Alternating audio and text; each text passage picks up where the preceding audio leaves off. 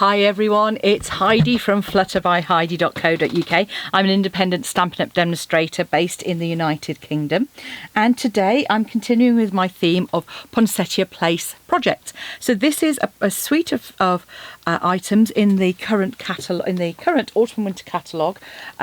Absolutely beautiful, and being a suite, it means it has dies and coordinating paper and lots and lots of other things. So this is the catalogue that we're using here, and a suite, as I say, has basically everything that you could possibly want. So it's on page 14, and there we go. So you can see here, fabulous paper, and you get, in the suite, you get one of everything. So you get the paper, you get some lovely flocked paper, some super sheer ribbon, beaded pearls, a stamp set and a die set, all that coordinates. And so what I really want to do is show you how to make the most of your suite.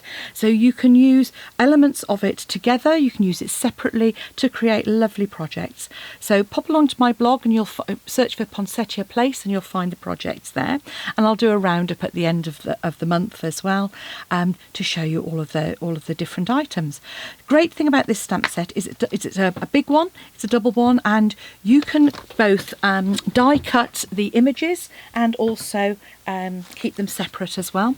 So you can stamp and die cut stamped images, or you can die cut the and emboss flowers.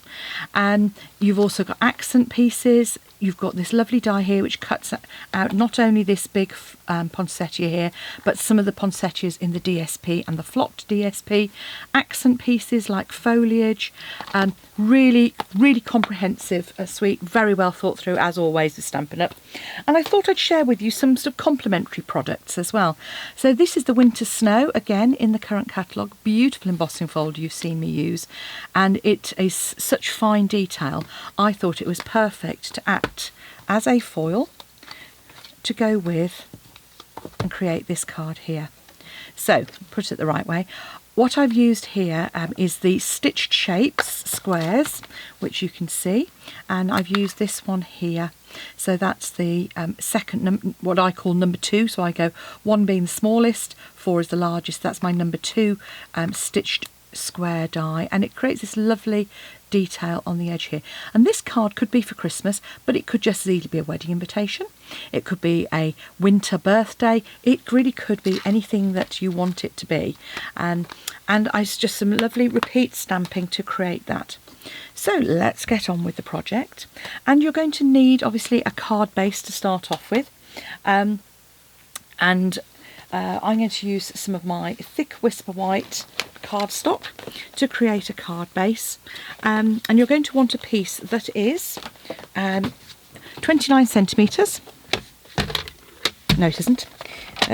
Let's get the right size out. Okay, so thick Whisper White cardstock is the base for it, and you want a piece that is 21 by 14.5 centimetres. And that's to make my tent fold card. Now it depends on your preference for card shapes. I like this, and it does mean it stands up nicely on a mantelpiece, or at this time of year, if you're going to use it for Christmas, it hangs on a string really well. Okay, so just cut your cardstock in half and then score at 10.5, like so. There we go, nice card base. We're going to reinforce that crease with our bone folder, so that's really nice and square. You're then going to want a piece of, I've used real red here, which is 10 by 14 centimetres. And you know me, I don't like to waste, so I'm going to gut this. So I'm lining it up at 2 centimetres and cutting from 2 down to 12 centimetres. I'm then going to repeat that on the short edge from 2 down to 8, and you've got the measurements on this scoring arm in metric if you're in the EU or Europe. Okay, and that gives you a nice bit of card you can use for another project. Pop that to one side. So there's our layer, and then I've cut a piece of Whisper White, again 1/2 centimetre, so this is 13.5 by 9.5 centimetres, and you'll see that gives you a nice border around the edge. So I'm just going to pop in with my seal and just run that round the edge. I'm going to add an extra dimensional back, just because, why wouldn't you? Because I'm in the middle of crafting various projects, so there's dimensionals everywhere. There we go. So just layer that into the centre there. So obviously I've embossed that already with that embossing folder, and it's a standard embossing folder, run it through. And what I've done here is to keep the layers down, thinking it's a Christmas card and it's going to be posted. I'm then going to adhere that straight onto my card base. Now, if you want a little bit of dimension, bit more, it looks lovely if it's just popped up on dimensionals as well. But obviously that adds to the thickness. So there's my card base. The next step is to do our stamping. So I've die cut 3 of these little squares. And on this one, I repeat stamped with 2 of the poinsettia images and turn them through at 90 degrees to get that flower. But I thought, actually for speed, I'm going to use my large poinsettia. I'm obviously going to grab my Stampin' Pierce mat, photopolymer stamp set. We want our Stampin' Pierce mat to give our cushioning, give a really good image. And because we're stamping off at the side, I'm just going to bring in just a scrap, you can see, of scrap paper. In mine, it's a bit of used grid paper. So make sure they're all the right way up. Grab your real red ink pad, and then all I'm going to do is just stamp it in different positions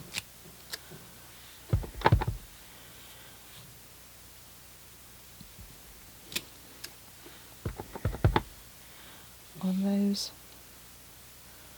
squares.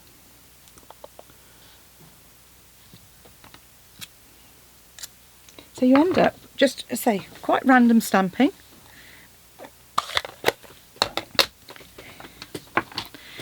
And then I'm going to pop those to one side. And I'm just going to flip that over. You can see it's a well-used piece of grid paper. And I'm just going to do the same on the inside of my card, just stamping into that corner and stamping off the edge of the paper. And if you wanted to, you could colour those, the centres of those as well. And now to add our layers. So we've got our 3 pieces, and then just really decide where you want those to be.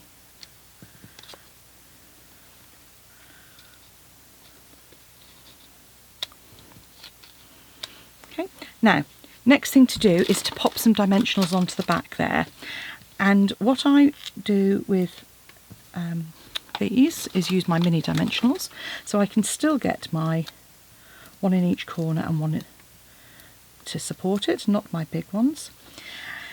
And I would recommend, this is where the grid paper comes in really useful, because what I'm actually going to do is pop my ruler across here to get these lined up. I don't do very well with getting things square always, so grab a ruler, use your grid paper, and I'm going to pop my 2 end pieces on first. So I'm tucking that right up against the edge there. I'm going to repeat with my, I was probably shouting down the microphone at you, I do apologise. 1 in each corner on the back here.